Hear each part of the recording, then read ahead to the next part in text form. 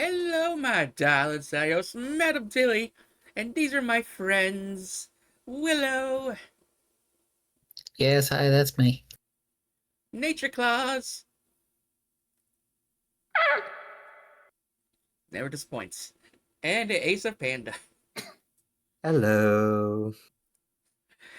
And welcome to the Waifu Tavern Frequency. Woo, it's spooky month, yay, Halloweeny. The pumpkin spice has returned. That's the scariest thing of all. Oh, that's right. Mediocre There's drinks. All right, pumpkin okay. everything. We're starting off strong here. Yeah. Like, go to Burger King for the Pumpkin Whopper, which is just, a food coloring I'm fun. sorry, what? There's a Yeah. pumpkin whopper? Yeah. Yeah, that's Okay. It's the real. thing. Pumpkin spice is so ubiquitous nowadays. It's like, yeah, a lot of it is just gonna be crap.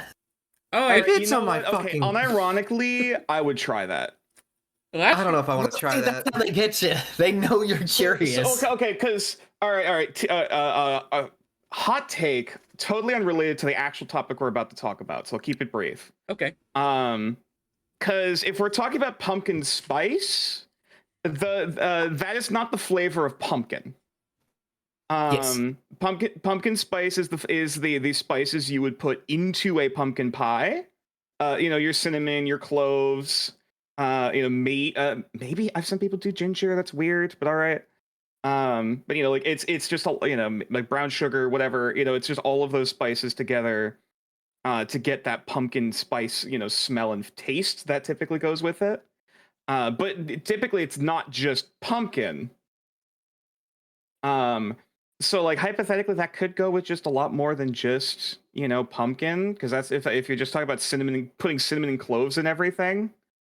I mean, it works. I forget where I was going with this. Yeah, no. I see what you're saying. Like, it is valid enough to try it in other items. I'm just saying that, like, some of those items are clearly just just cheap manufactured garbage. Oh yeah, also true. I mean, last year we had pumpkin hot dogs. Okay. Also, fun fact. And this was there was the actual endpoint. What I was going to say. Also, fun fact. Turns out what most people or what is often labeled as like pumpkin pie filling or canned pumpkin or whatever is actually butternut squash. Because butternut squash is legally considered a pumpkin. And this fact is fun. Say. Indeed. And I forget exactly what year was this. Was this the 60s? Sorry, 60s, 70s, maybe 80s? Citation needed. But there was a company that was selling pureed pumpkin, like canned pumpkin for the purposes of baking. And they slowly added a filler of butternut squash to their supply of pumpkin, to sell more product, fill out their supply, whatever. But that ended up selling better because the butternut squash just ended up making it taste better for a lot of people. And so they just kept changing the ratio to add more and more until it eventually just became 100% butternut squash. And it's just canned. It's still legally canned pumpkin. So, another quick aside. Apparently, since you got me curious if pumpkin pie filling is just butternut squash, apparently the kind of pumpkin that is most commonly used for jack-o'-lanterns, according to this source at least, is a Captain Jack pumpkin. Captain Jack is an extra large dark orange jack-o'-lantern type pumpkin. Oh. Okay, we can get to horror games. Fair. Not good for eating, but yes, go horror games. Besides the capitalist hell we live in, let's talk about a horror. Yeah, like okay, for the viewers, in the background I got like a horror game tier list up here, but we're not actually doing a tier list video, although this would be a good separate project. Even if we're just gauging by like interest, not quality of the game, like kind of like see interest for Alone in the Dark, whatever. But Silent Hill F, I wish I owned that. In fact, I don't think any of us have a copy, but Among Us. I'm thinking about getting a copy, but I am not sure. Because the last Silent Hill game I played was Homecoming, and that's a mess. It's funny, it kind of gave me some vibes with the combat, but hey, I hear good things. And also, yeah, I recently watched the What Happened documentary on Homecoming, and oof. Yeah, I'm so glad you understand why I'm like hesitant to get back into Silent Hill after that debacle. Yeah. But that's for another time. Oh yeah. But yeah, it's like it's a fair. It's October. Like, what are you like generally seeing, feeling like to do both personally and online content wise for like October.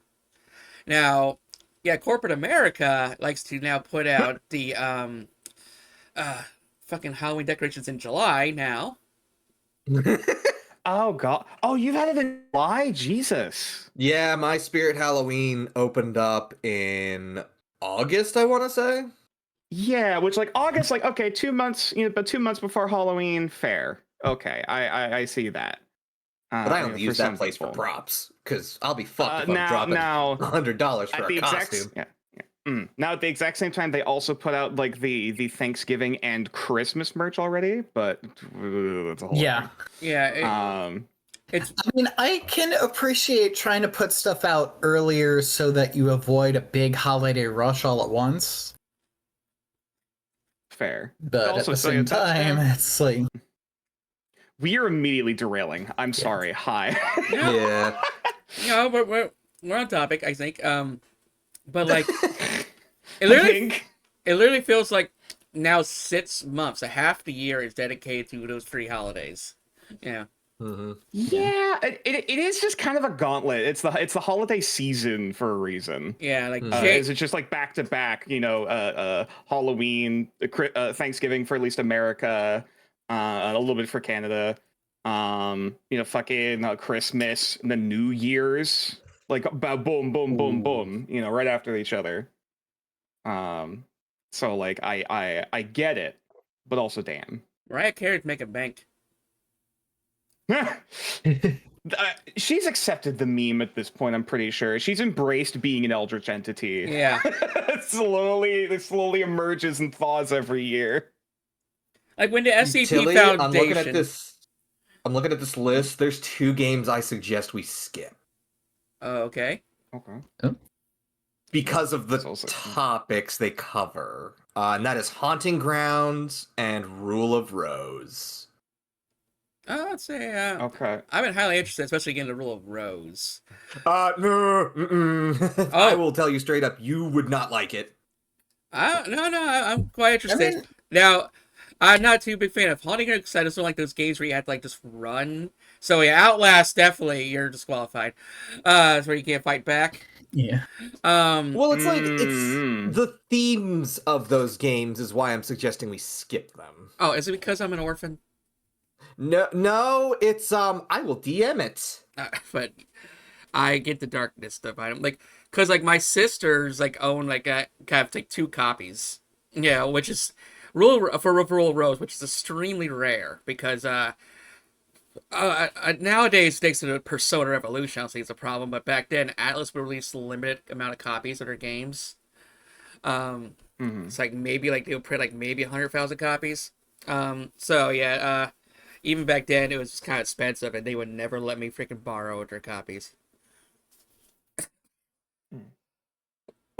Also, are you sure you're actually talking about the real contents of Rule of Rose? Because I know there was a whole controversy around that game because stuff got misreported. I just don't want to. It's one of those things. It's like it's better not to dance around it. But Haunting Ground, absolutely, I think we should skip. Yeah, now it doesn't disturb me because I literally been on a quest to download a terabyte of hentai games. So they vary in tastes and quality, but for sure. Hey, Anyways, If you want the hookup, let me know. I was gonna say we've. I feel lost. Hi, sorry, because I feel we've definitely been jumping back and forth. Oh yeah. Yeah, So Okay. Yeah, welcome to ADHD podcasts. Hell yeah.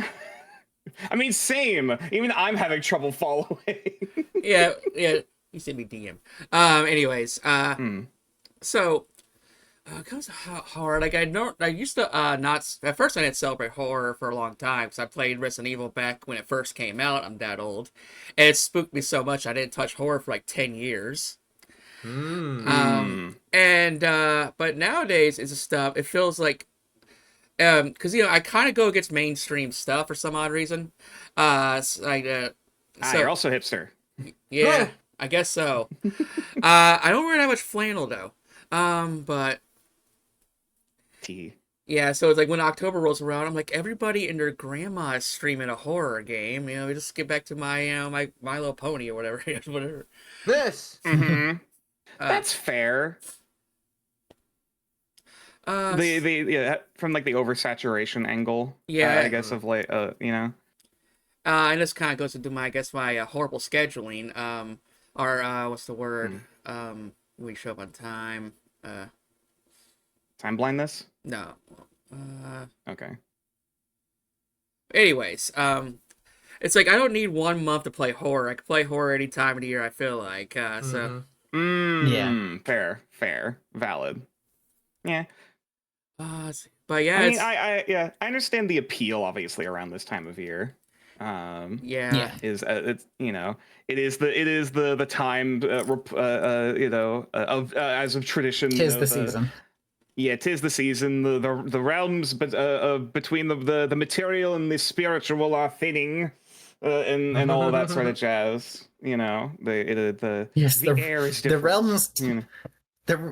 The veil between the spirit realm and this one is thinning. Time to play Five Nights at Freddy's. This. Oh boy! I am low-key hyped for the second movie, actually. I'm just gonna say that straight up. First one, Fair enough. First one was pretty good. First one was pretty good. Mostly because it's a practical. little bit, yeah. And the first one, Well, like, then that's fine. it was a little, like a little too soft. I think they could have went, but the new one looks like it's gonna turn that around. Well, haven't you I mean, seen it's also Scream? bear Don't in you know mind the... this is? Oh, sorry. What? Yeah, I was about to say, haven't you seen Scream? Don't you know the rules of a sequel? No, I actually haven't seen any Scream Bruh. movies. Really? I have only watched the Dead Meat Kill Counts. I know he doesn't like people to do that, but it's like I'm not necessarily always here to spend a whole bunch of time on horror movies. I'm just kind of there for the bullet points, just so I'm culturally aware. Yeah, like, They're worth the watch. You're here to educate yourself, more so than experience it. yeah. Like sometimes I I'll think I'll watch watch a 'em. They're good. reaction just so I don't have to watch it twice. Yeah. Plus, like a lot of those old horror movies, they're not great. Like in my friend's movie server we watched together, the Friday the 13th films they don't really appeal to me that much. Well, they're slasher, and Yeah. it is a very, I don't want to say niche genre, but it's like the most, like, not romanticized. It's what What's the started word? it all. Kinda. Yes, thank you. Yeah. Well, not Yeah, kind of. Same, kind of like, cause I really love Jason for some reason, but like I decided to watch was Friday the 13th Part 6, which I hear is one of the best ones, and I'm like I was kind of bored. Yeah, it's like because I kind of just like Part knew 6. I'm trying to remember which one that that's the is. one where they dug his ass up like an idiot. Mm-hmm. But like yeah, it's kind of like just know the whole story already. Like if you know your story, it's like Oh, Jason Lives. Okay. yeah, Mm-hmm. it's just like he cuts him up, and you just kind of wait for the next kill scene, and it's like yeah, and the parts in between just aren't really riveting. Mm-hmm. So yeah, I was a little bored by the film. So I have a little bit to talk about this, admittedly. Also, another quick side note: I actually did take notes for this. Oh. Probably like about 40 minutes before we were about to start. I saw the notification like, hey, we're gonna do a horror thing in 90 minutes. I was like, oh shit, and immediately started, scrambled watching videos and writing down shit. Oh, yeah. But segueing into this though, if I may tangent a little bit. Notes. Fair. I kind of want to put slasher horror in the same vein as like your action horror game, like jump scary horror. Yeah. Relies super heavily on, because I'm trying to string my thoughts together. So, because with how horror tends to give you that anxiety, it gives you that tension. Yeah. I often describe it almost like a rubber band that's slowly winding up further and further. I forget where I heard that analogy. But like whenever you get that jump scare, you get that sudden, that sudden spook, the rubber band like snaps. So if you're having a horror movie, like slasher horror or like, your jump scary action horror, kind of deal, and it's snapping that constantly, that tension never really builds. And is relying a lot on that spook, on that startle to keep that tension, and that is very mixed results. Admittedly, I see that. Yeah.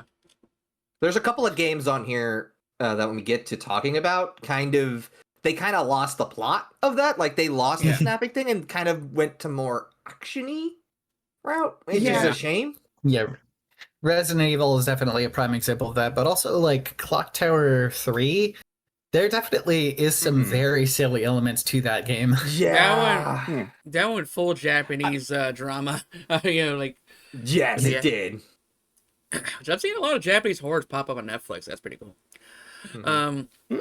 Interesting. Also noticed like last month now, everyone is now busting out the Michael Myers or the Hocus Pocus shirts.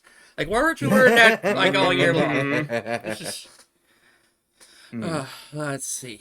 But admittedly, it's because of all that. I tend to gravitate a lot more towards your psychological horror. When it comes to the games I actually have played, because using the rubber band analogy here again, I tend to describe it as like horror edging. Where that's a like, good. Yeah, because it's constantly ratcheting up that tension slowly, but never actually gives you a payoff. And you like to do a lot of thinking. Yeah, I mean, honestly, yes, that works on the same principle. I also, as a person, me being very analytical, trying to process everything, it gives me that time to chew on everything that's happening and like try to I'm the person in who hates fucking horror movies in like why didn't you look at this thing or why didn't you do X, Y, and Z? Of like there's a knife on the wall, why don't you fucking use that? Or I mean, check under the bed or whatever. Devil's advocate, I think there is an argument to be made for like, well, how would you react in that situation? This is a panicky person who, like, number one, is not necessarily from the movie Scream, so they don't know all the tropes, and second of all, there's a lot of weird things you might do in a panicked state. You might not even notice the knife, and you might just try to get out of there because that's what your instincts are telling you to do. And that's valid. That is 100% valid. Though also there have been plenty of other cases where even in terms of just writing and character action, it's hard to excuse. In the heat of the moment. Now, obviously, playing a video game, that also kind of twists things up because you're the character now. You're the person in that moment. You're the one having that agency to try and do all these things, but still feeling powerless. And that's very fun. Oh, Tilly, you're gonna say something? I'll say a good topic idea is like rename the podcast. This tier list on Ranko on how well we would survive the situations. That would be fun. Oh, that would be a fun one. Yeah. Maybe this week. Hell yeah. But yeah, I'm trying to think of like good examples for psychological horror that I've played that helped with that. You're currently going through a playthrough of I was gonna save this for later, but we can bring it up now. Yeah, well, I mean, it's relevant because it's a psychological. Fair. Also, like kind of analog horror, which is very fun. It is a game. Probably not on the list here. It is called Shipwrecked 64. No, but what's analog horror? Analog horror. Too lazy, didn't read.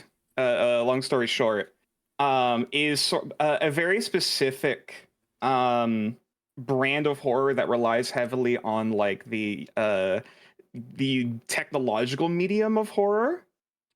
Like I think a lot of early creepypasta and like Ben Drowned would probably be Ben Drown's a great of, like, example of analog horror. In like using the medium of like, oh, you're using a computer to, you know, or as some sort of like watching device to integrate with the horror, you know, using a lot of like camera feeds, fucking with stuff, you know, like, you most know, of it's like glitching and VHS fucking tapes. there's it uses a lot of that like subliminal, not subliminal, what's the word I'm looking for, like it relies a lot on that feeling of like sorry, I have a lot of liminal spaces with a lot of like early recording stuff in this weird kind of like dream or fugue state feeling, like as you're looking at this recording. It's weird, it's hard to describe. Yeah. But Shipwreck 64, I'll bring this up for as an example, is that the story it sells you, pitches to you, is that you are digging up this old, discontinued Nintendo 64 game. Like it straight up says that on the description. That basically never it was like very just as quickly after releasing, it got cut off of shelves because of disturbing content in it. And then a bunch of like fans were able to recreate this game again. And then you are going through experiencing it. And if you play everything normal, nothing bad really happens. Like, you know, if you don't make any mistakes, you don't do anything wrong, it's just a normal game. But the moment you start failing, the moment you start losing, some of the cracks start to appear, and you start getting clips and details of like, oh, there's some stuff going on here. Like these characters represent something. Like, and you get little recordings of like some actual like very graphic, violent stuff that happened with like these the costumes that these characters were wearing and stuff. It's I don't want to say too much because I still haven't finished yet. I'm still fairly on, but also spoilers. I would highly recommend it from what I've played so far, though. High, obviously, it does have some censored but still graphic violence. You know, discretion advised there. But it was very good from what I've played so far. Yeah, I love this type of stuff. I love games that subvert your expectations and like fuck with your head in that sort of way. That's the type of horror I very much enjoy. Yeah. Let's see here. Probably a good one I got based on that. So games kind of like Eternal Darkness, Amnesia. Oh, Eternal Darkness is so good. Amnesia's a good one. I've never played Eternal Darkness. Eternal Darkness, it was one of those, I like to call it the one-shot wonders during the GameCube era. Yeah. It is, besides Resident Evil 4, I would argue that Eternal Darkness, Sanity's Requiem is the best horror game on the GameCube. Yeah. Okay. I definitely hear its praises a lot. I can buy because that. it does a lot of it literally does a lot of analog psychological horror. Because it fucks with the system itself. Do we even have Eternal Darkness on the list? We do. I saw it earlier. Yeah, scroll up a little bit, probably. Because it is an older one, I believe it. Somewhat. At least the starting one. There it is, by Dino Crisis. There, yep, right there it is. Yeah. Oh, yeah. It's so good.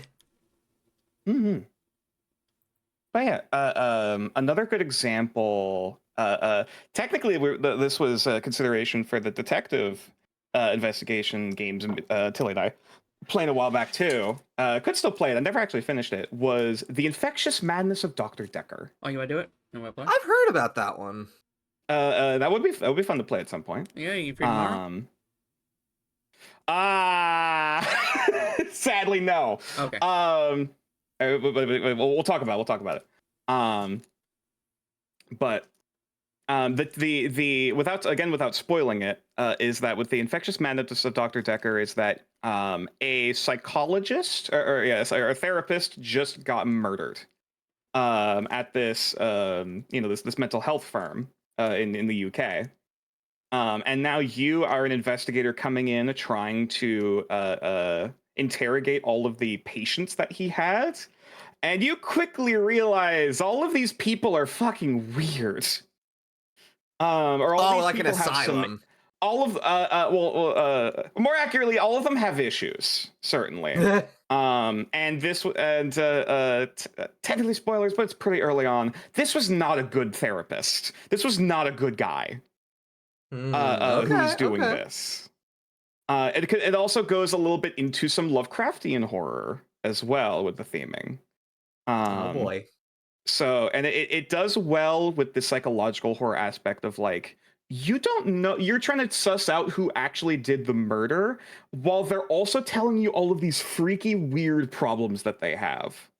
And so you don't know of like, okay, you know, who of these people actually did it? Can we trust them, you know, if they're having all these problems? Is any of this actually real? You know, and all of that shit. Like, it's, mwah. Beautiful game. It's also a FMV game, as in like live actors and stuff like that, which is very fun. And it seems to have a sequel on the way because it's listed on Steam. Indeed, there is a sequel coming up. So where do we start? One game we're talking about like dark stories. I'd say like Signalis. There's a game. Signalis. I've been waiting to stream for a while. Sweet misery. Yeah, like the sapphic lesbian horror. Yeah. Silent Hill in space. Like this game is so depressing. Like you just want a depressing ass story. It also has It's also sorry. Did you just say sapphic lesbian? Yes. Yes, he did. All right.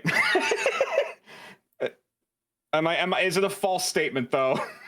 If you played it, it's not a false statement. Yeah. It's not. It's just redundant. Like, I'm super happy to see Crow Country on here. That's such a good one. Oh yeah. Ooh, Crow Country is very like old school Resident Evil flavored. It is so fun, though. It wears the inspiration on its sleeve. Yeah. Crow Country. It's like nice little like good maybe 4-hour game. It's not too long. You could probably great finish environment. It in a stream. Okay. Good puzzle solving too, like from easy to hard puzzles and stuff. It's very fun. Definitely bring some friends. Also set in a abandoned amusement park, so even better. Yeah. Oh, fine. Yeah. So it's like Silent Hill 3. Well, I mean, it's called Crow Country, so obviously there's going to be a lot of crows. Yeah. When I tried doing reviews, I actually put out a video, but the audio was fucked. Damn. It's been a journey for me this past like month or so, because I was like, okay, I still have the scheduling to do like Twitch and YouTube, so we're just gonna do Twitch for now, and then internet's like, if I don't want to work. Like there's a storm on the other side of the state, so you can't stream. Like, okay, I guess I'll do YouTube. It is, and then I hurt my hand, so now it's like now I got to figure out how to work smarter, not harder. So you can't win for losing. Oh yeah, just the layers. Yeah. It's like between like a arthritis, carpal tunnel, and a wrist sprain, and I can't even pick up a controller. So that's why I ain't been doing much this month. Let's see here. I'm trying to think. Some game. Well, the one we could. Oh God. Go ahead, Nature. You first. Okay. All right. I did see a number of like your co-op horror games, like your team survival horror games, like Phasmophobia, Demonologist, Lethal Company, GTFO. Yeah, I haven't played GTFO. That's a good one. I did see that. Like that's also an interesting category, admittedly, because it making a co-op horror game from the ground up is kind of difficult. Because if I might rewind slightly, also because talking about like actual like horror itself. The two big things about gamifying horror is that you still need to have the absence of information, fear the unknown, what the fuck is going on, for that, but also the absence of action, losing, they had that sense of powerlessness. But as a video game, you still have an end state, you still have a win state, so you kind of need to make sure of balancing everything out to get that to still work and keep that tension. The moment you start adding collaboration and communication into that, it can release some of that tension. Because okay, you have multiple minds together, you have the ability to plan, you have the ability to psych yourself, calm each other down, etc. You're not in this alone like you would be otherwise. Yeah. And so, the big thing that obviously a lot of these games do very well is fucking with the audio and the auditory experience for communication in these games. Your proximity chat and stuff like that. Sorry, I was just watching a bunch of videos specifically from a YouTuber called Scruffy, who is a big video game audio designer. And he talks a lot about I just had a train of thought and I lost it. Thanks, brain. Choo choo. Yeah, having creating that separation and that risk of communication with is having something triggered by voice, especially in Lethal Company and stuff, or pissing the ghost off in Phasmophobia. Having that communication be a risk or a gamble, and also just being able to create those cinematic moments of you go to walkie-talkie someone, being like, hey buddy, you doing okay, and then just radio silence afterwards, just oh shit. It leads what the fuck was the word? Emergent horror, emergent jump scares is kind of the game with a lot of co-op stuff. When I first tried Lethal Company, because Phasmophobia, those games do spook me. And also during my 10 years of not really doing much horror, I could only play a Resident Evil game if someone else was in the room, even if they're not even watching, but just having a person there. And so I remember my first Lethal Company, the very first map, first level I ever did. We're okay, all right, we got this. And me and my friend went there, and he immediately gets yanked by a giant spider into the darkness. And I'm like, yep. That's horrifying. Yeah, I'm like, yeah. I'm like, yeah, of course. This is part for the course. Of course. Yeah, of course. I'm in the darkness. He's yanked by a giant spider. I can't see shit. I'm unarmed. Yeah, of course. Yeah.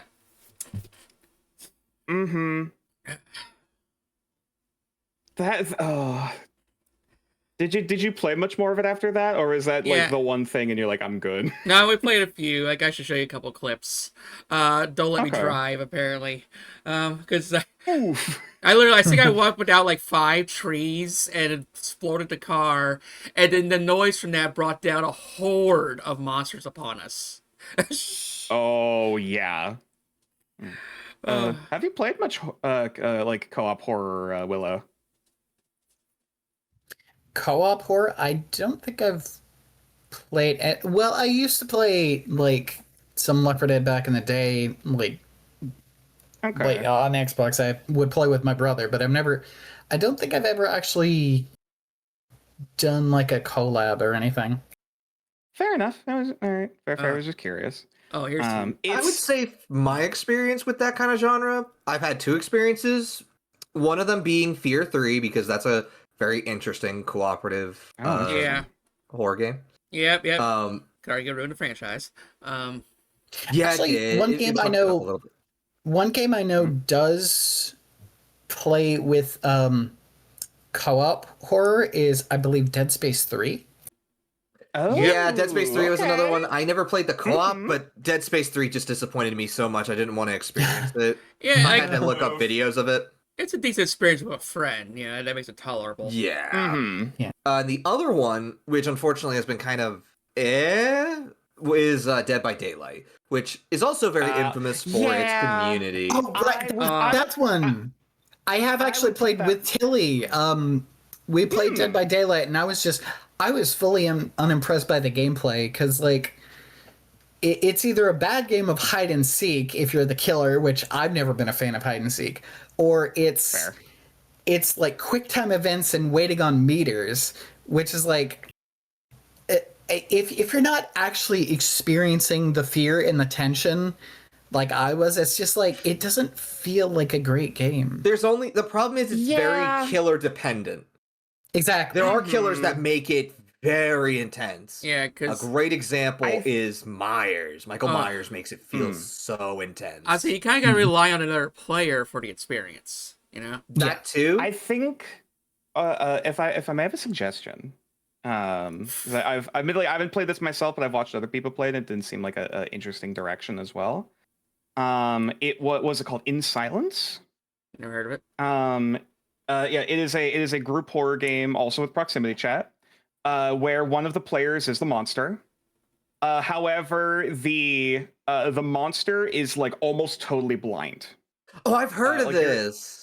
Yes, your entire screen is basically like almost staticky. Like you could barely see in front of you unless like someone shoves a flashlight in your face. However, if anyone talks, they immediately blip on your screen, like just perfectly clear. You're relying on hearing. So if there's ever a noise, or someone ends up talking to try to talk with someone else, they immediately pick up and you can start hunting them. Okay.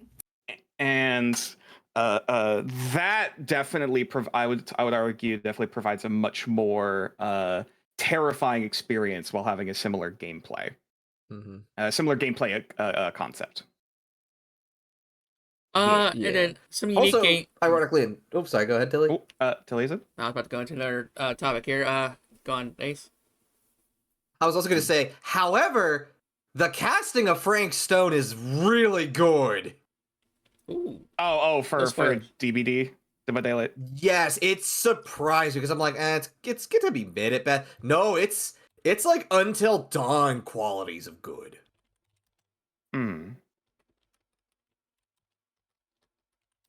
Which you wouldn't expect out of that studio. Yeah. Now, I was gonna say the Dark Pictures, which the Until Dawn's part of it. So yeah, I've been dying to get into these games, and they're good. Yeah, if you like FMV games, they're basically interactive movies. Yeah, with a quick time. They can be, yeah. And so yeah, I've been dying to get into these, as well as they barely now have co-op modes, which is interesting. Yeah, because I've heard it's like like a 8-hour experience, and kind of want to add some replayability. Also, big oof for Remedy. We love you, girl. Sorry you gotta be there. Oh. Family. Yeah. But, so yeah, now it's like, okay, I think there's like up to 5 playthroughs in like one of these games. Where like, okay, you got the regular story, you played the director's cut version of the story, okay? And then it's like, okay, now let Twitch chat decide what happens. Like okay, and then there's like a interesting like a 2-player mode. So somehow you can have 2 of us walking down a spooky hallway from different points of view. I think that'd be interesting because kind of like the second player gets a whole different type of game, in my opinion. And then there's a pass to controller mode where up to 5 people can like literally they alternate us making an important decision. Oh shit. Okay, interesting. Yeah. I will say the weakest of these is Man of Medan, but that's just my opinion. I've been hearing that, and I also can't pronounce it without going, Medan! Medan! Okay, Dan.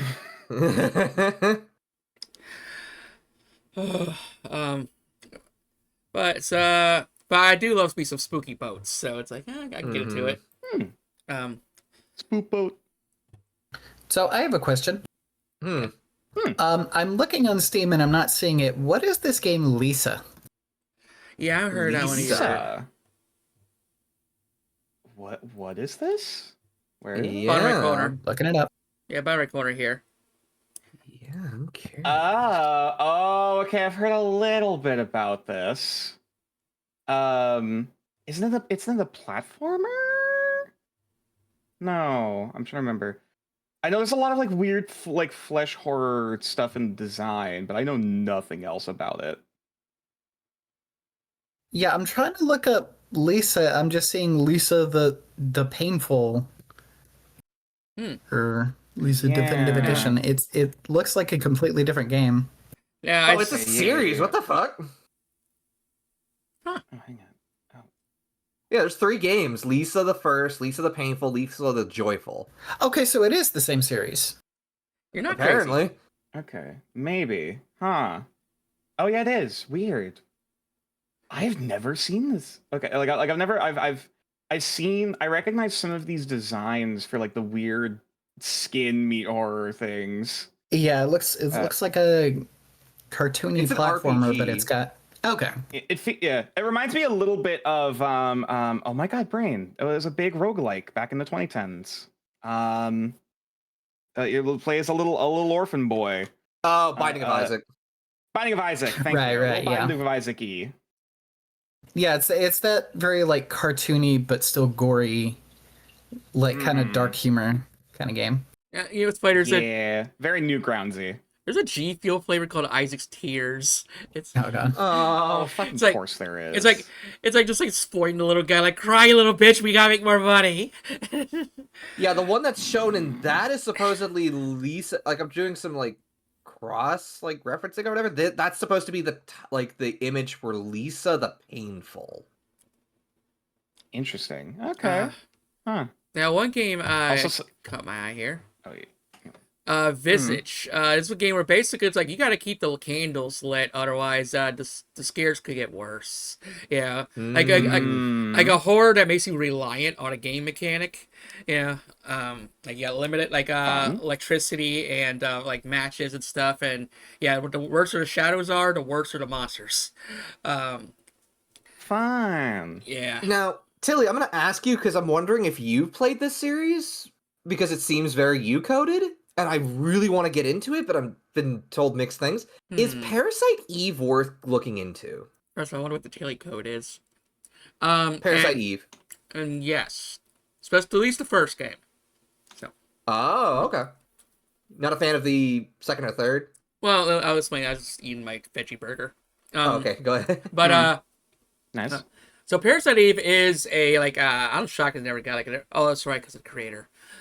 So Ow. it is an amazing game. It almost made on that PlayStation like classic like best list. But like it's a literally a survival horror JRPG, action RPG. Oh, okay. Yeah, we're like so yeah, like look up the gameplay at least. Or like watch the opening cinematic. And yeah, such a beautiful horror game for the PS1 era. And so unique. And then Parasite Eve 2 came out. It's a decent game, but basically it's like, oh, Resident Evil is popular, let's literally copy Resident Evil. So it's kind of like they're trying to keep up with them. Yeah, like same game. Like it went from the action RPG gameplay to the RE1 gameplay. You know the Very isometric. yeah, isometric shooter and stuff like that. Yeah, literally already cloned to the extreme. And then avoid the third birthday, if you can, unless you're like really curious. But All right. I mean, here's the thing. I think I may have said this in an earlier podcast. I have only played the third birthday. I didn't realize it was a Parasite Eve game until later. I thought it was decent from what I played. I never beat it, so if it has a really crappy ending, that might be another thing. yeah, so here's I'll list a couple of other things. One, like gameplay change again. So now it's a real big action shooter. The story is very weak. It's a Square Enix game. It's got some weird Square Enix stuff. Oh, it's a Square horror game? Oh, yeah, Jesus. Yeah, they're all Square Enix. Yes, Third Birthday is by Square Enix, published on the PlayStation Portable. Are all 3 Square? Oh, Yeah. weird. Okay. And then Interesting. there's the pedo factor. I'm sorry, what? Uncomfortable. So before I even drop it, essentially like they try to sell this game on sex appeal. So like essentially like Oh. like Anya gets battle damage to her clothing, and you gotta repair your clothes so you get better armor stats. But you can just let your clothes go. It gets to the point where literally your pants look like they're hanging on by a single thread, and then your butt's in the wind. And What yeah, and what year was this again? 2008. It's the 2000s, the sexist era. Okay. Wait. She's an adult, isn't she? Now, I'm about to get to that. You Okay. find out there was some bizarre like body swap saying in the plot. So essentially her like Oh. I say 10 to maybe 13 tops year old like stepsister is in her adult body. So even though we're oogling, Oh, that's weird. Yeah. That's weird. yeah. So even though we're oogling like a 30-year-old body, it's actually like a 13-year-old in there. So Yeah, that's Yeah, I definitely didn't play deep enough in the game to hear about that little tidbit. So yeah. So it's like yeah, that's Huh. That's a little unsettling. a very wrong direction, that's for sure. So Yeah, Yeah, that's like, definitely I- a wrong direction. If they were leaning into the uncomfortable factor of it and Yeah. like this is fucked up, I'd be Yeah. like, okay, sure, maybe, but like, I don't know. yeah, it's like you have a preteen girl with and also Carson she like makes like moaning sounds when she takes damage and stuff. So Oh Yeah. yeah, and so the creator was so like offended by how they butchered my boy, that he never let anyone touch the franchise again. Yeah, I would, okay, this Yeah. was okay. So this was a different dev team. Okay. The creator because it was originally based off a novel. And Okay, heard. Okay, so understood. Sorry. basically, yeah. So like first game epic, second game mid, third game a disgrace, and now the Yeah. yeah, the And then creators just, what one. the fuck? Yeah. Like allegedly the creator's starting to come around like 20 years later, but who knows if we'll see a fresh Parasite Eve again. Yeah. Now, I am Yeesh. curious about the fact that I see both American McGee Alice's here. I am very fascinated to see that those are horror adjacent. I've never thought of them as horror adjacent. But they do kind of like I God just of War, I consider guess. them- But yeah, like very gothic war. I just consider them American McGee games. Oh, I thought. Oh wait, I'll hold that. But it's like, because like Halloween doesn't need to actually be like scares and stuff. It can just be a vibe and aesthetic. Could just be goth. Agreed. Like like the kids Yeah. like the Monster High cartoon. Oh, but Yes. I forgot that existed. Yep, it exists. I've I've got a little cousin who she is obsessed with that shit. Oh yeah, I watched them all when I was watched some of 30. that in like middle school. Yeah.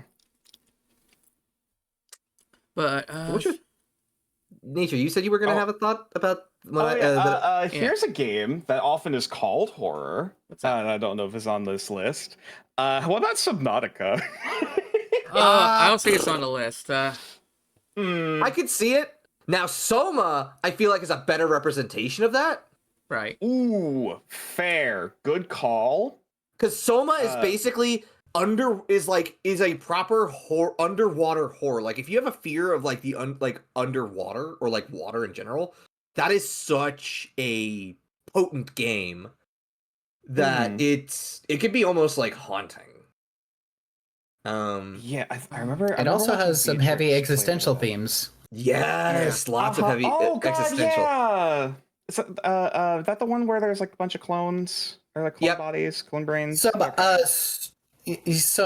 so basically, the idea is that not really spoilers. It's like you play as the brain scanned version of a guy who he died years ago, and it's the future now. Right. Mhm.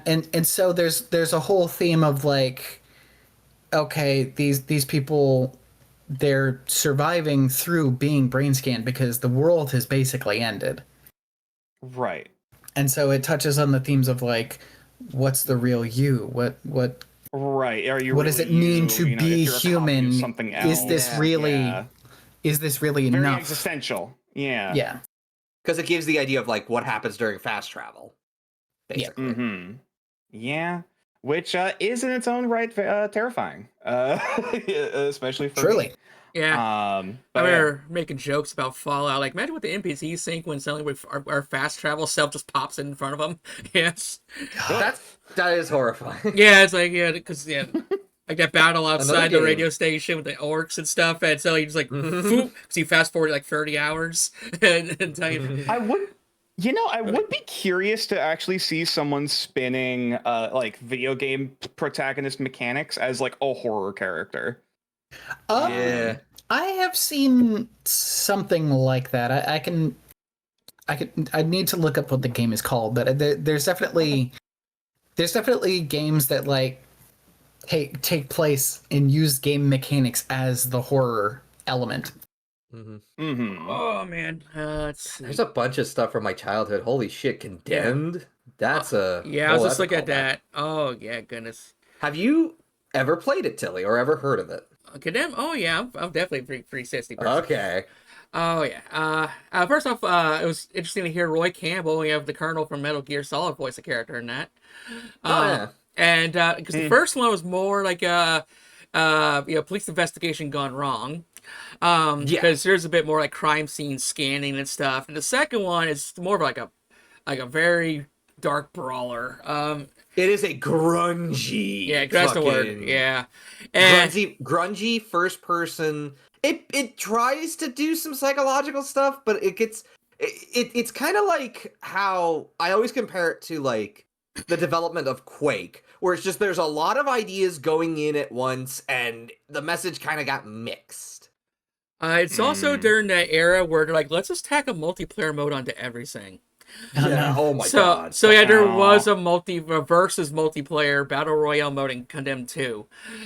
So you just run around like picking up pipes and stuff. I It always was not good. Yeah, I always picked up bricks because somehow those were one hit killing people. So it's just Magician's brick. Pretty much. Yeah. It's literally the idea of what all people would do, and it was literally that. It was a race to find where the bricks were, just camp the bricks, and just start chucking. I thought Uncharted's multiplayer was weird. I always thought Last of Us was weird. Last of Us shouldn't need a multiplayer. That was just weird. The first Tomb Raider reboot had a shooter multiplayer battle royale. I'm like, I just spent the whole game trying to save Sam, and now I'm blasting her into head with a shotgun. What's going on here? Yeah, Let's say it. What makes sense? I also, Dino Crisis. It's like, it's great because dinosaurs are actually real life monsters. This is crazy to think about. I can have some thoughts on dinosaurs, but go ahead, Ace. That is the one horror series I have never touched, and I have been told I would love it. Mm-hmm. Oh yeah. Yeah, you can find them on both PlayStation and Dreamcast. Oh, it's a PlayStation. I didn't know that. Oh yeah, PS1. Okay. Good stuff. Yeah, if you got PS3, you probably still go buy it. I might try to find it on the PS Store, but what's your thoughts, Nature? So okay, obviously we could go into fucking I could go into dinosaurs ad nauseum. Yeah, sure. I gotta go to the bathroom. No. TLDR, if you're looking for a dinosaur horror game that actually presents some fairly scientifically realistic dinosaurs, what the fuck was it? Literally just called Predator. I remember they had a very good horror rendition of a Therizinosaurus, which is like a big herbivore, but it actually has these big like sickle claw hands. That was a relative of T-Rex. It was weird. It was a good example of showing some like feathered, fluffy looking dinosaurs that actually were still fucking creepy as shit. I haven't actually played it. I just remember seeing trailers for it a while back, and it was on my radar. But yeah. You know what game should have never tried to go into horror because it was just weird? What? Doom, because Doom 3's on here, and I have. Oh, yeah, that was I did a see weird. That. Listen, id. I understand that it was a time, but Doom is. Doom, trying to portray Doom in a horror situation is really, the way that 3 did it was really awkward. Yeah, they did it so like leaving you in darkness a lot of the time. Exactly. It's To the which point is to the point where fine. like they had to like do I believe it's called BFG edition, where you Doom. can actually have a flashlight on your gun, so you have a limited range of light. You're still mostly in darkness, but you can actually see something. Yeah, because the problem with Doom 3 is that like the game itself is fine. It's not great, but it's not terrible. But the Yeah. fact that it's a Doom game, that's what kind of killed it.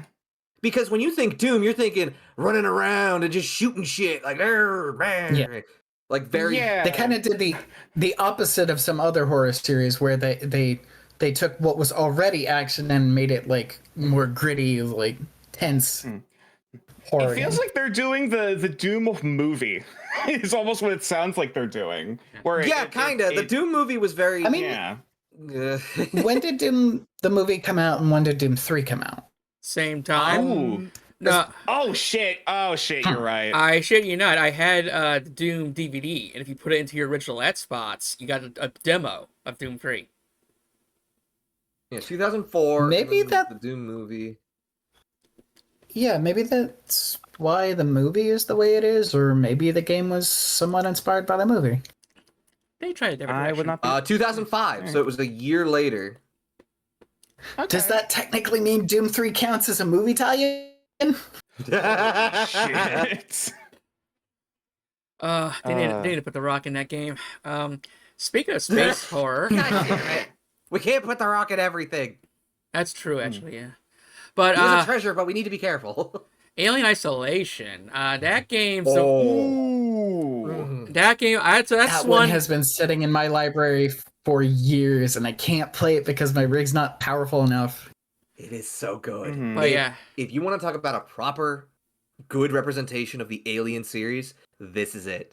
that's a game I just want to watch a streamer squirm. Yeah. Yes. It is so. I'll get to it eventually. I just need to upgrade my PC first. It is worth it. It is absolutely going to be worth it. It's so fucking amazing. Oh yeah, like people would like wear Because like the we've heart never- monitors when we play it. Yeah, because like Aliens has been kind of getting not raw dog, like shafted when it came to games. Because we got like Fireteam Elite, which was fun, but it gets old after a while. Like it gets kind of stale. Then there's the most recent one. Not I forget what it's called, but it's basically like a mobile. It's like XCOM, but it's very like real time instead of turn based. Really weird. What was it? Colonial Marine was okay. Garbage. And It was because there was that whole typo in the alien AI, so it really messed with a huge chunk of the game. Well, it's like Yeah. like everyone's like because it's talked about the glitches and bugs and stuff, and I decided to see for myself, and sure enough, first xenomorph had a bug. Yeah, it's like I didn't know they could phase in and out of walls. It's just Yep, it is a buggy mess. I know. I know. In the later difficulties, the xenomorph will actually just teleport at a certain point. It's great. Also, quick addendum: I did find the dino game I was thinking of. It wasn't Predators. Apparently, it's called Tempest Triad. Oh, okay. I'm looking at some of the images for it, and it's fucking haunting. Like here's the. Here's also the while we're doing. Source. Okay. Oh, interesting. You were saying so? Mm-hmm. I was just saying, since we're backtracking to games we were talking about before, the one I was talking about where the game mechanics are used as the element of horror, the game I was thinking of is called Amanita August.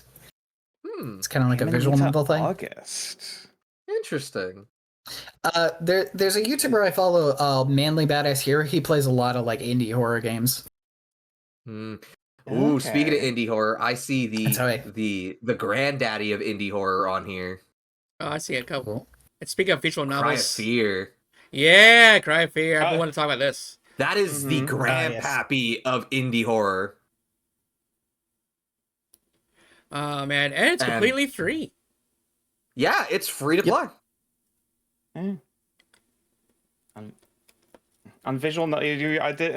On the topic of visual novels, I did see Tilly. You were starting to look at Doki Doki Literature Club, and I Yes. best. The bright and pink. I still need to play. I still need to play Plus version. I've only played the original. I've only never known the original. Yeah. I actually It's an interesting. The original is actually free to play, I believe. Oh shit! Yeah. I actually never don't know anything about the story. I'm still spoiler free on it after all these years. I would never say got into it. experience it for yourself. Okay. I will say go nothing. in blind. I will say nothing other than the content warning. It does cover some intense themes of self-harm. Okay. Yes. At one point, Because the characters are high schoolers. Yes. I will go no further than that. If you know nothing otherwise, highly recommend it. Yeah, because everyone's like, no, don't buy it. But, It's worth it if you want to have it's a good one. It's a sleeper and for a lot of it until it fucking sideswipes you. Yeah. Technically, it's also an analog horror. Slope. Now that I think about it. Yeah, that too. Yeah, also a good example of analog horror. and I'm always like, y'all know I love toxic women. I'll be fine. Shit, she's already lost. Fuck. But no, fair. All right. Alrighty, let's see. Yeah. Even on this top area, I'm trying to see if there's any other lower. lightning round ones. Yeah. Okay. Let's go let's go to the bottom. I guess. Okay. So I saw the suffering. Wait a minute. this bottom right one. I played the first chapter since it's free to play. Poppy Playtime. I thought it shows promise. I can see why it maybe took off. Now I actually. It's not bad. I remember there being a lot of controversy around it, but I don't remember the details. Yeah. So I recently heard of Poppy Fruit G Fuel because I still get the flavor. It's like, oh yeah. Listen, I just want the critters as plushies. Okay, that's all I want. I want the critters. They're already plushies. The plushies want to kill you. And okay. I didn't know Escape the Backrooms was an actual game. Oh yeah, yes. Originally it was just an analog horror project, but now that there has been a video game, a few fan-made video games. Cable Abduction, like these kind of games, I see these on itch. They're like VHS, PS1, RE clones, pretty decent. And they have that VCR effect where you take damage, you see flickering on the screen.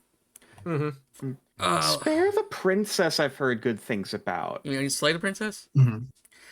Or sorry, Slay the Princess. Yeah, I'm like, it looks like a visual novel. I was like, what's the appeal? But everyone's playing it. So. It is a visual novel, but apparently there's a lot of endings. Interesting. Yeah, now Mouthwash, I've been hearing a lot of good things about. That one. I've been hearing good things about mouthwashing as well. I was like, looks like at first I thought it's just indie slop, but like no, it's a good looking horror game.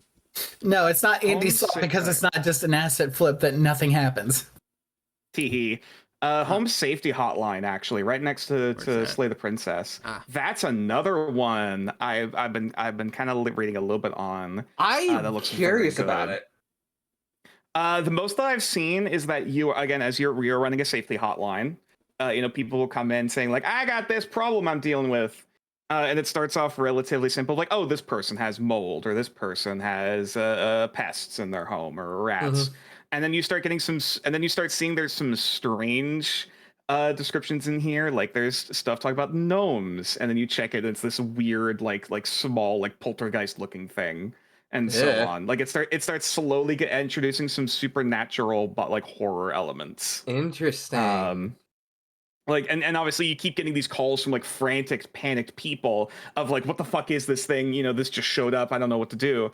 And then you picking apart the details from like panicked people of like, oh, this is a boggart or whatever the fuck. Yeah. And then you're sending them the details. I think I've heard of this one. There's a similar game. It's not that horror, but it's called Untold Stories.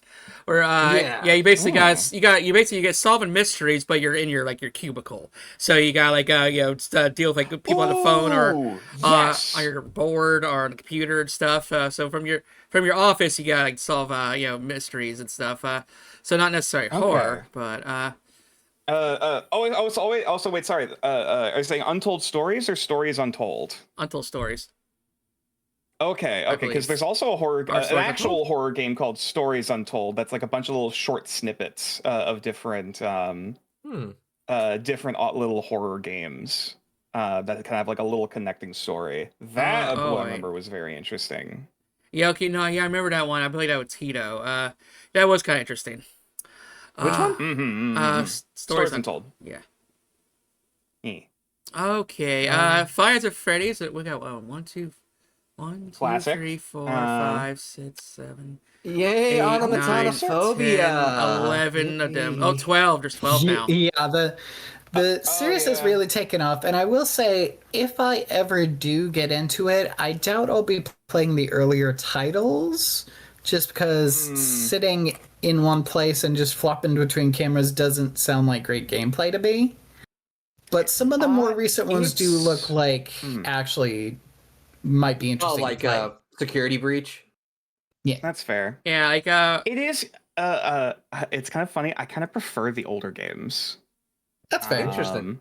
But more so in because the gameplay loop it does give you, at least from what I've experienced or what I've seen, has been very interesting. Or at least it's you need to rely a lot more on audio cues and your environment while you're picking through these things. While trying to, like, not try not to freak out over the other, like, noise and, like, red herring, horror shit that's happening in front of you. It's a simple gameplay loop.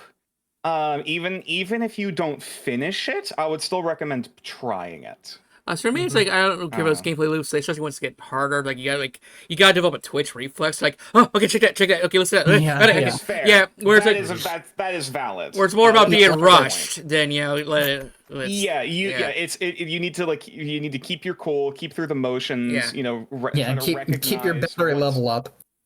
Yeah, Yes. it just sounds exhausting. Like, I remember Ultimate Custom Night where you just crank every difficulty to 20. Oh god, yeah. Remember when Markiplier like killed himself cranking everything up to 20? And Yes. Oh, absolutely, yeah. Don't feel obligated to go that far, 100%. But I'd still recommend giving it a shot.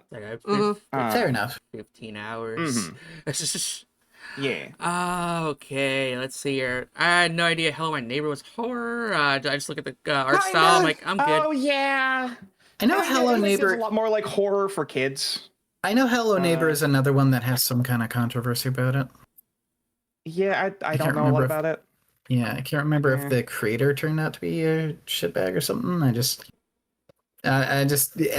kind of have wanted to stay away from it since hearing about that. It's like, something like that. Got some PS. Seems like just another game that just took off, got popular, but I don't know if it really appeals to me. Although on that topic of horror games that got popular among, I think, children, Bendy and the Ink Machine is one that does interest me. I like That seemed pretty promising. Tilly, I love how you were hovering Slender. Yeah. Like, it took off. It had 15 Holds minutes of no fame. interest for me.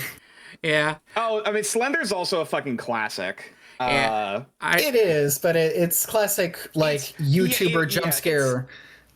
That's fair. Viral It's success. definitely like, or it's more like early internet creepypasta, like, like spend like an hour or two messing with it and then drop it type of game. I feel like the film movie came out like 5 years too late. Yeah, and that's another whole mess. Although, man, I love the Matt Mercer movie. What? Movie. Yeah, there actually is a Slender Man short film starring Matt Mercer and Mercer Ray. Oh shit! Oh, that's cool. Oh, is that the one about, like, the tapes of them trying to make the movie, like, originally? No, they were trying to remake it. No, but yeah, like it's apparently Proxy, a Slenderman story. yeah, yep, free on YouTube. And it's really fucking good. I might have to check that out. Yeah, I think it's only like 10 minutes or something. So okay, oh yeah. You know what wait, can you scroll up a little bit? Because I don't know if I've seen any RPG Maker horrors, because that's actually a subcategory that I feel like should be discussed. Oh, yeah, there's games like Mad Father, Ib, Crooked Man, obviously. Yumeniki, is Yumeniki RPG Maker? No. has to be. I don't think so. I'm kind of interested for your Also, spotlight. Yumeniki also has a sequel, I believe. Never heard of Sweet Carol. Bye bye, Sweet Carol. Ooh, that looks interesting. You see that one just came out. It's like a hand animated thing. It looks awesome. I want to play it. Interesting. Sorry. It's a multiple HD thoughts. Blah, blah, blah. You're right. Yeah. You see Me and you see Slender- the black and white lighthouse with the Japanese over top of it. Yeah, it looks interesting. That one that one's been in my Steam wish list that I need to play. It's from what I've seen, it's very Junji Ito. Yeah. Oh fuck like, yes. Yes, like very like real freaky abstract horror. Like in that vein, that I need to play. Oh, Uh, so last year, I saw you hovering suffering. yeah, me and Nature played this last year. We should probably get to the sequel at some point. Oh, I love. Oh, Please drag me along for God. Ties That Bind, because I love Ties That Bind. Me too. Oh man. First one was weird. In Yeah. a good way, but it was weird. Yeah. Yeah, but I actually it's like my Black Sheep series. Like if I wish I could go back to playing those games. I own the Suffering on the PS2, but the Ties That Bind I only own on Xbox, like original Xbox. And my God, I have clocked in so many hours on both games. Oh, they're so good. Yeah. Has anyone ever played a number of games? I have. Yeah. They're Ooh. interesting. It's Amnesia, but in the Arctic. Okay. And instead of like tinderboxes and stuff, you have like flares and glow sticks. Okay. Hey, interesting. They're not bad. It's just if you don't like Amnesia, you're not gonna like that. Got it. I should probably pick up Post Trauma. I heard it's basically Silent Hill, but it focuses more on the puzzles than combat. Okay. Okay, Detention was a letdown. I played that a couple years back. Let's see. Mortuary Assistant was surprising. I thought I would hate that, but no, it was good. That one seemed decent. Yeah, I'm still spoiler free mostly on that, but yeah, that one took over the internet. So I've never heard of Pacify, but I love the title. I love the title art. multiplayer one. Oh, it's a multiplayer. Interesting. Yeah, just from what I seen, it's like the little dolls in the house come alive and come after you. Oh boy. Yeah. For those unaware, I have automatonophobia. For those who don't know what that means, it means I have a fear of shit like that. So like dolls, mannequins, animatronics, that kind of shit. Ooh. So it's like, oh good. I remember I was playing some That's fair. VR game and I walk around the house and it does have some dolls like all around this house. Oh good. I thought I hear a noise. I look to my side and I see the like in case of emergency fire saying the axe is missing. And I'm like, I'm taking the headset off joy. now. This is yeah. Let's see here. Iron Lung. We're actually kind of more interested in the movie that's coming out. So what are D and D2? Okay, so these ones actually have been high up on my list for a while now. It's I know start with D. It's because kind of like Parasite Eve, it's pretty different. So D is kind of like I think it's like a more of a point and click horror game, and it's very OG. Like came out like the same time as like Resident Evil 1. I'd actually say play the PS version over to PC because like you get the GOG version and it doesn't have any of the cutscenes. So it's like it's like press start so you're immediately in the dining room. Like the fuck? Okay, but then I was booted the PlayStation version like, oh, there's a fucking intro and stuff. Yeah. I love having no context, especially in a point and click. Yeah. And Yippee. yeah, you play so chicken. Like it's one of those like trial by error type point and clicks. Like, oh, I stepped here, now a spike went from my face or something like that. So okay, so don't step there, don't push that. Yeah. And then D2, I think it's like sort of like a action-y, but with some weird quirky arcade mechanics. But yeah, D was on PC and PlayStation 1, but D2 is exclusive to the Sega Dreamcast. Interesting. Yeah, so a little hard to like collect. a Dreamcast game. Yeah. It looks like a Dreamcast game. Oh yeah. A lot more aliens and boobs and stuff. Like, okay, it really went off the rails. Yeah. Oh, so that's where your interest comes in. All right, I see. Oh, actually, I see another one that was actually a surprising contender for surprisingly good immersion. Oh, which was Vampires? SCP Secret Laboratory. Vampires also up there, but Secret Laboratory. Secret Lab was good. That's another technically like a group. I don't know if it's called co-op horror, but like that was definitely a good one. to play with a group of people. And SCP is just like, I feel like if you're gonna do something like that, SCP kind of, I'm kind of glad that whoever created that originally, which I feel like is just a community thing, if I recall. I do not remember the story. Yeah, but like I kind of dig the whole like this is just internet horror condensed. And what allegedly like Slug Tilly qualifies as an SCP video. That's just SCP is also I think it's definitely expanded from being exclusively like Eldritch horror. I would almost call it more Eldritch mystery at this point. Yes, with lots horror of elements. But you know that we can nitpick that. yeah. And if you want stay away from my jelly son. now, if you want horror and you want turn-based RPG mechanics, play Kodelka. I've never heard of this. I'm now going to. Kodelka sounds. PlayStation 1 game, but yeah, it's an RE clone, but like I said, plays like a Japanese RPG. Interesting. And it holds up both genres pretty damn well. And the story's really good too. And it's like I like all like British voice actors. Like I think it takes place in Wales. And it's on 4 discs because of the cutscene, taking up all the megabytes. So don't let the 4 discs like overwhelm you. It's really like maybe like 8 hours long or something, I think. Let's see if I can get this on. Right. What's it called? Kotelka? Kodelka. Kodelka. Koudelka. Delka. Wait, how do you spell it? Koudelka. Yeah. Damn it! It's not on Steam. Fuck. No, it's a PS1 game. It's a PS1 game. Yeah. I mean. You might be able to get it through other means, but no. Interesting. I will spray you with water if you suggest that. I don't like that. Rhymes you wrong. Rhymes of gem. Okay, let's scroll up here a bit.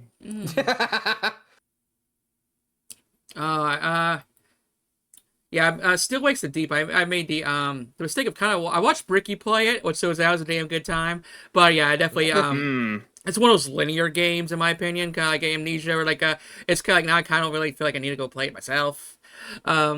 Right. But yeah, very good like horror out at sea type of thing. As someone who lives on the beach and is worked out on the ocean, I always vibe with like boat and like just being stranded type of situations. Okay. Yeah. Your Lovecraftian like sea beasts and stuff also. Yeah. Or? Oh yeah, lots of Lovecraftian stuff for sure. Oh god, speaking of weird horror stuff, Scorn. Oh Christ. I also heard similar thing about Scorn. Solace. I want to play Scorn. Is this I don't know, the body horror is too much for me, which is weird. I am a slut for H.R. Geiger's artwork. Is it still on Game Pass? I don't know. Just subscribe for a decrease the price again. Oof. But yeah, Scorn. H.R. Geiger. Without going to he's the guy who did the design for Xenomorph. A lot of his stuff is very like weirdly biomechanical and like abstract. Yeah, in terms of like its function. It is genuinely disturbing in a good way, and I fucking love it. Scorn is basically just a love letter to H.R. Geiger. It's weird because like I don't mind gore normally, but for some reason when I tried Scorn, I like played like a good like hour and a half. I just felt I didn't feel good. Like it's just the body horror. I think the body horror aspect of it, the mechanical thing to it. It's just also like a lot of. It was a lot of the sound stuff too, because it's like very squishy and crunchy, and like I'm like fair. And you can maybe call it biopunk or flesh punk. Yeah, and it's like I get that that's probably what they were going for, but it was too much for me. It's meant to make you feel uncomfortable. Like that. Okay. That is the point. Speaking of like audio cues and stuff, Song of Horror, I hear good things about. Like someone gifted me this game, I never got around to playing it, but It's kind of plays like an RE clone, but I think a little more on hiding and getting away than fighting, I believe. But basically, like one of the main mechanics is you want to like basically keep your ears open for any little noise, or if you know something like shifted in the room, or you want to like peek through keyholes or put your ears up the doors. Because if you hear like any kind of movement, then there's probably some kind of entity behind there, you know, waiting for you. Because it's roguelike as well. So so hopefully I keep you on Ooh, your toes game. I see Darkwood on there too. Darkwood's another good one. It reminded me a bit of like weirdly early Flash not saying early Flash. I guess early Flash animation. Just like your simple like horror Flash horror games, but like with a higher budget. Mm-hmm. And with like a pixelated like top down art style. I thoroughly enjoyed it. The vibes are impeccable. I never actually finished it, though I did play for Halloween. I still like the stiff Um, controls, yeah, but other than that, yeah. Oh, the fair. tank controls. It's That's like fair. very That's stiff with the fair. mouse and stuff. It just like tank controls. I totally adapted to on controller, but on mouse, it just doesn't work. Because you got like wind up your That's swings fair. and stuff. Yeah, like I need some. Fair. Yeah, if they would do it, like tighten up the controls a bit. But otherwise, yeah, probably a damn good game that doesn't rely on jump scares. Agreed. Some- Oh yeah. It's a very slow burn in a good Now, way. some horror series that should never try to touch games are unfortunately Again. right on this page. Fucking Saw was bad. The Saw games were bad. Oh yeah, like The Thing, everyone says it's a fun game. I disagree. it's like they supposedly the remaster fits a lot of shit. So. Okay. But so I guess that was kind of take it or leave it. I hear Saw 1 was okay at best. So Saw 1 is okay. But the fact that like it's a how do I describe Saw the game? It is a third person like QTE like Yes. mess of trying to be a third person horror shooter but kind of forgetting what it is. it's the style of the time. And Mm-hmm. then Evil Dead was just Oh I yeah. can't see. Hellblade. I didn't really consider that one horror, but I get why people would be freaked the fuck out because It's so so- good though. very psychological. You know, Yes. yeah, like oh man, because like just imagine like having someone whisper in your both your ears like the whole game. Well, it's also and- spiritual horror too. yeah. And what Oh. I mean by that is like it's I'm trying to think of a good way to describe it. It tests it's like an idea of like what if your faith was like genuinely tested. Okay. Interesting. And then there's like there's mechanics that fuck with you like every time you die this mark is gonna crawl further closer up to your heart and then you're done for.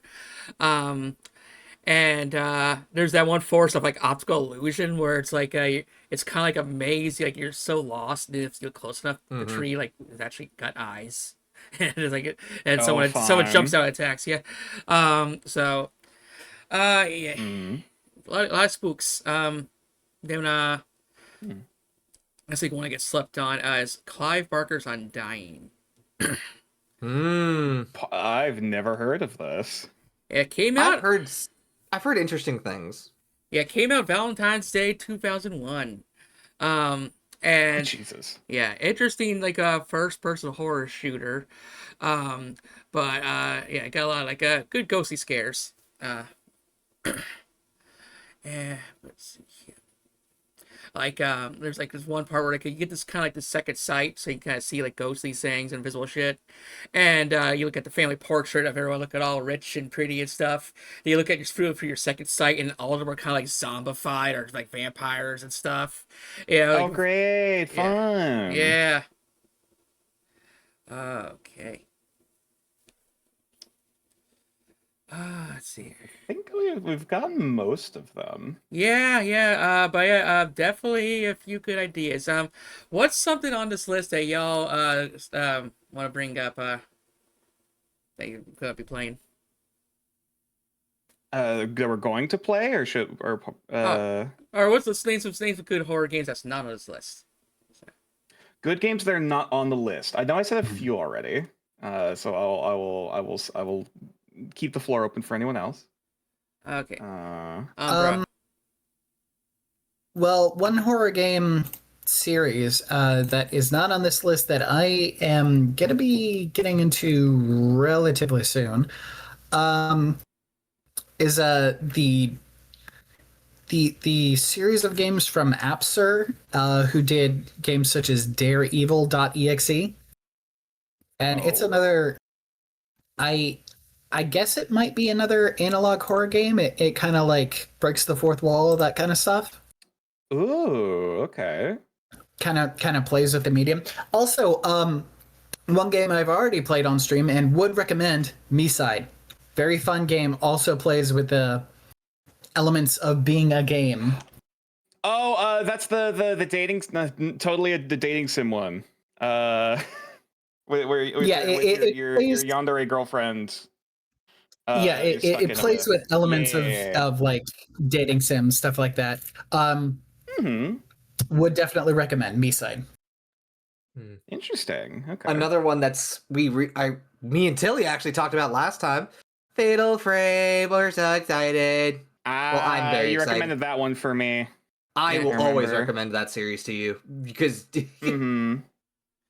Yeah, it's I never really got too big into Fatal Frame. My sisters love it. And I have an original Xbox copy of Fatal Frame 2, the director's cut. nice. Yeah, which came with a first-person view mode.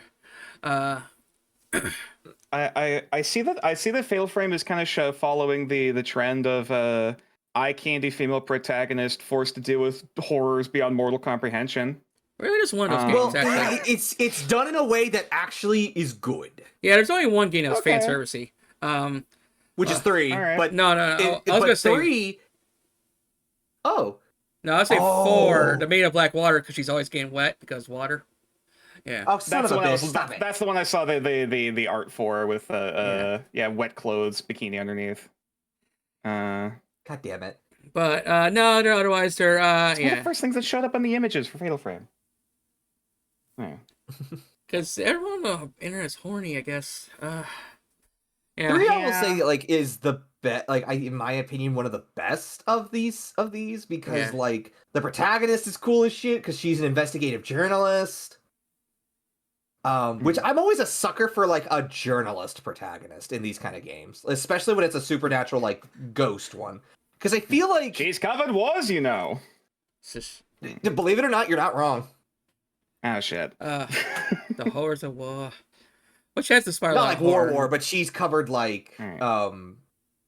like aftermath and like serious stuff, like the side of war that isn't like bullets and stuff, like the side that's like when they come Yeah. home and stuff. Right. The one last weird one, unless anyone has any more. So it's investigative. Like the Evil Within games, I thought are pretty underrated. They are very underrated. good thing. I do want to get into that one. Yeah, especially It's the second good. one because second one's kind of like semi-open world, and I do love me some open world games. But yeah, the 'cause I remember the first one, it's like just like some shit just totally surprised me. Like because I was like walking around the office, and I'm just like looking at like crime scene photos, and it's what crazy was like stared at one of them, I guess a little too long, and it's suddenly the photo like took over the game. Like I put down the photo, so Yep. I'm in the area of that photo. You know, Yep. like Holy shit! yeah, I'm like, oh no. Oh, that's fun. I thought I was That's nice and safe trippy. here. Yeah, I thought that was my safe space. Oh no. Yep. Go on. It's a psychological horror game. You gotta remember that. Evil Within started off as a psychological horror. Yeah. Okay. What was you gonna bring up? Oh, another last one that's kind of a weird one, but I thoroughly enjoyed it. These are a series of old, once again, old flash point and click flash games that are now relatively cheap on Steam. They're probably not on the list. It is the Rusty Lake series. I've heard of Rusty Lake, actually. Yeah, I might have talked about them before. My sister Quinn streamed all of those. Okay, yeah. They have this weird abstract kind of unnerviness to them. Macabre. Because the first game is all about like your point and click like serving food to all of your guests, but also all of the meals are the different guests that are different animals. Huh. and you have to figure out how to kill them. But then like the next game in the series, what was it? Yeah, I want some turtle soup. I think I'm good actually. Okay. But then the second game in the series has seemingly on the surface has nothing to do with it and is following a family tree. But like there's kind of some subtext being like, oh, I think each of these characters might have things to do with each of these like animal things in the first game. It's interesting. It feels like there's some layers to it. There's some internal lore if you want to dig deeper on that. It's also just weird. It's just weird in a good way. Actually, I guess before I bring up my last ones, I did notice Clock Tower. Like that one is kind of like a like the grandmother of survival horror. Yeah, that's a grandma. Yeah, that's like, a grandma. Because I'm like Super Nintendo horror. What? Yeah. It was good though. It's but yeah, like 3 that are not on this list I would like to add is first off, Hollow Body, which is an ode to PS2 graphics, not PS1, but 2. And actually now I gotta say a fourth one, but Sorry We're Closed, because I heard that's basically gay Silent Hill. Yeah. And but yeah, Hollow Bites where like you kind of got to go to like a warded off zone to like find your girlfriend, and I do like kind of like that setting too, where it's like oh, you're going into the zone that got blocked off, like at your own risk, Oh man, yeah, that kind of situation. And then the similar name Homebody, which is kind of like a horror version of Groundhog's Day. Where like you're just a girl at like a slumber party, and a killer like kind of breaks in and takes you guys out, and then so you wake back up like 30 minutes before he shows up again, and so you kind of got like. Is there a movie that's also that? Yeah, it's called Happy Death Day. Okay, yeah. But yeah, you gotta figure out how to escape or how to stop them. Like a little more by bit each time you got to resurrect. Yeah, so good unfolding type of mystery. I think, I mean, Nature would have a ball with that one. Interesting. Okay. And then the last one is one I've been streaming called Arkham Horror, Mother's Embrace.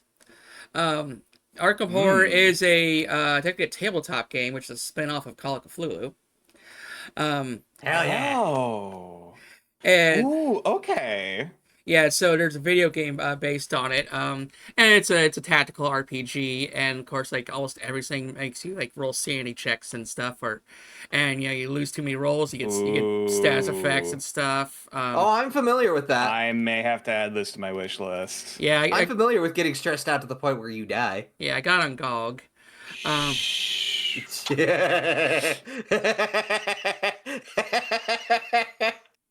Ixnay on the Unterhey. What do you mean? I am him. TLDR in a TTRPG game. Ace and I were playing in last week. I accidentally dropped his character's sanity enough to basically to 0 to kill him. On purpose? No, that's the funniest part. Not intentionally. No. He was trying to help and like cure people. But right, he fucked around and found out. It snapped back. It snapped back hard.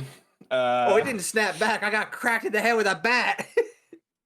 I'm not sure I told you this a lot, Nate, but probably one of the most insane like tabletop experience I ever had is I was once in a 50-player game, and oh god, so Jesus, but yeah, luckily it was a critical role nothing. Or no, it was just basically let's take a whole bunch of level 1 characters and put them in Curse of Strahd. And so it was kind of like that Hunger Games sort of situation. Jesus. And so basically every week we would play until 10 characters died off. And then then it would be 40 people the next week, then 30 people the next week. 30 and 20, yeah, okay. So technically I was like interesting. I made I was only 39th place. Like my character was like, I was running from an evil clown in the woods, hiding behind a tree, thinking I was safe, and then the tree ate me. That checks out for you, Tilly. Yeah, you scary. But I think that kind of wraps up. Yeah, like I'm starting to feel a little. I'm starting to fade a little bit. I'll be honest. I'm also a little tired. yeah, he just woke up too, so he's gotta go right back to bed. Yeah, and I got to do Perhaps, some yeah. house stuff. Umbra's got like either a stream or a movie club or something or both. And Yeah, no, I'm about to stream. yeah, and Oh, yeah. I got some house cleaning to do and some physical therapy. But either way, Okay. I'll probably be doing more Arkham Horror and get into the Dark Pictures games very soon once I'm back. Mhm. Not sure if I want to start with the first of the series with Man with Dan or start with the latest one with what you call it, Frank Stone. So. That's Dead by Daylight, but I would say start with I would say if you want to like give Dead by Daylight Well, because this is where Dead by Daylight tried to we've got these characters that are kind of neat. Let's do something with All right. them. yeah, it's super All right, massive. hear me out. Hear me out. Hear me out. What about the dating sim? Which one? You son of a bitch.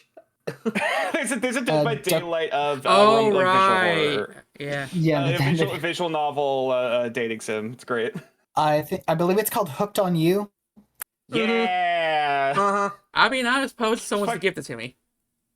Just, Don't date the Huntress because the Huntress has the mind of a 9-year-old. Stop it. huh. Mm. Yeah, no, Huntress That's it. canonically in Dead by Daylight is basically she's got the mental capacity of a 9-year-old because her mom died so early. So I'm sensing a pattern here. Yeah, Yeah.